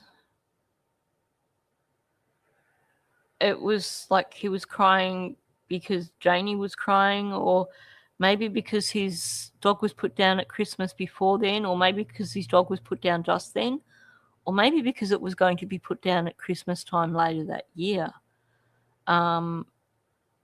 We don't know. We also don't know why Logan said that her father was crying.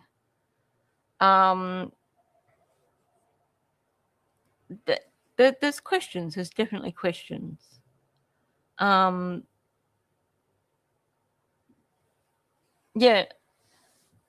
Didn't want to go into town. She was going back to bed.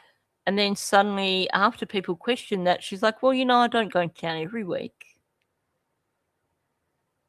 I know.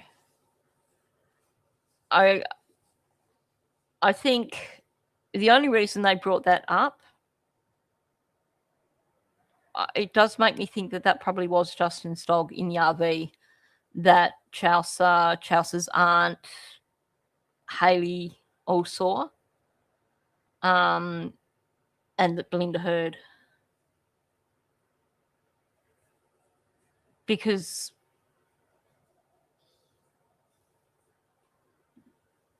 I do believe she's referring to Thursday night.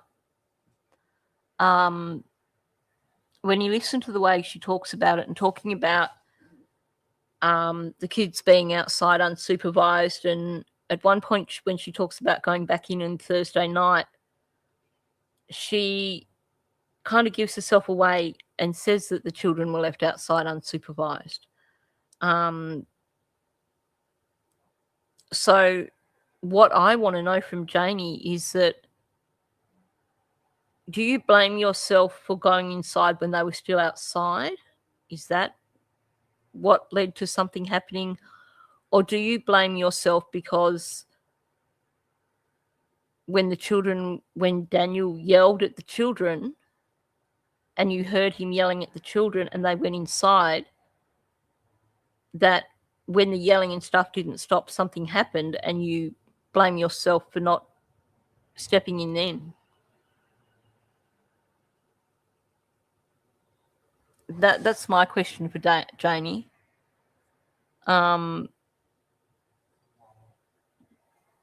Yeah, and unless a vet comes out and says, "Oh, I put that dog down," I don't think we'll ever know.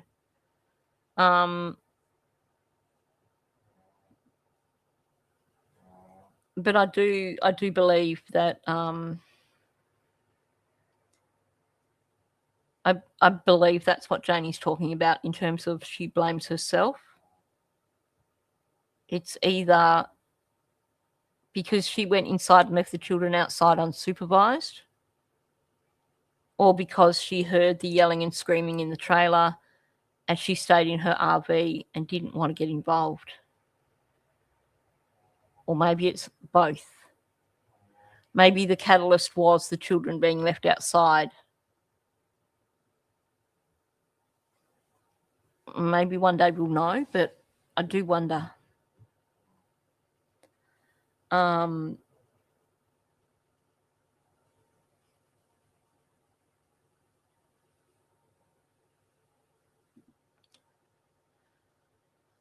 Unless that pipe coming out was like a wood heater or something, but you'd cook in there if you had a wood heater going. You'd be risking burning it down as well. But it does seem that that's how it was heated. So wouldn't it get smoky in there as well? I mean, I know that the wood is piped out the window, but even still, when you put wood in, can you imagine? It would be a challenge, that's for sure.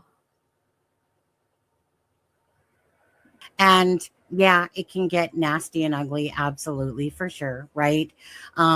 It is. I mean, it is people's lives, and there's a lot of people that have spoken out within your own town that when asked about this case, like on the news channels and stuff. And even they're sus, some of them and stuff like that. And I would always ask people that live in the area, like, what is the community's thoughts about what's going on? And a lot of it is that people think that you and Malaya had something to do with the disappearance of Jack and Lily. So it's kind of going to be hard, I guess, to get rid of that stigma regardless. Mm-hmm. I mean, you're not dumb. You know that. Right? You've been living the life of it for well over a year here now. And Malaya, in certain ways, for sure, has, by her hiding and taking cover from the public and stuff like that, hasn't taken the brunt that you have. Mhm. And that is, so it's really just most of it is a one-sided thing, right? Because really the information, a lot of it that we do know is because of you talking. It's certainly very little is from Malaya stuff, or stuff that maybe Malaya said to Belinda in a text and stuff like that. And that's too bad, because it's about children that are missing. And you would think that, you know, the prime parent of these children, being the paternal parent, a biological parent, would actually come out before this year time and not hide behind Cheryl, hide behind a note that somebody else read, you know, with her thoughts. It's like, as a parent, I just could never imagine having other people speak for me, like, besides supporting me and if they want to, but I could never imagine not speaking up for my own two children. So, I mean, at the end of the day, Danielle, I know for a fact that regardless, you know, whether or not, you know, a good thing or bad thing, drama, the inconsistencies, all the different things have kept the talk going, people still covering the case, and stuff like that, where it really would have died off quite a long time ago, to be honest with you, if it wasn't for this. That's just. Thanks for coming in, Brandy Indy. Good to see you. I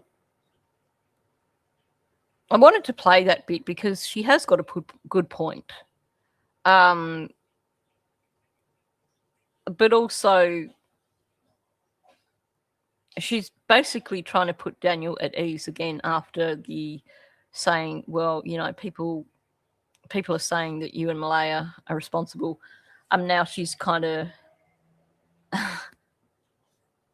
trying to talk it down a bit to try and keep him engaged. I bet that like 4 or 5 hours later, she was regretting that. Okay, looks like Amira's awake and ready to go out, and I think that's probably my cue to wrap it up here.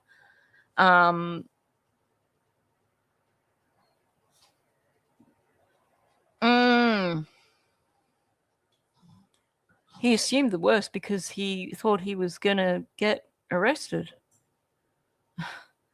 He gives himself away so frequently. He doesn't realize he's not the brightest. He really isn't. Yeah, no, that's my cue to wrap it up, I think. So thank you for coming in. If you haven't already hit the like, please do hit the like. I very much appreciate that.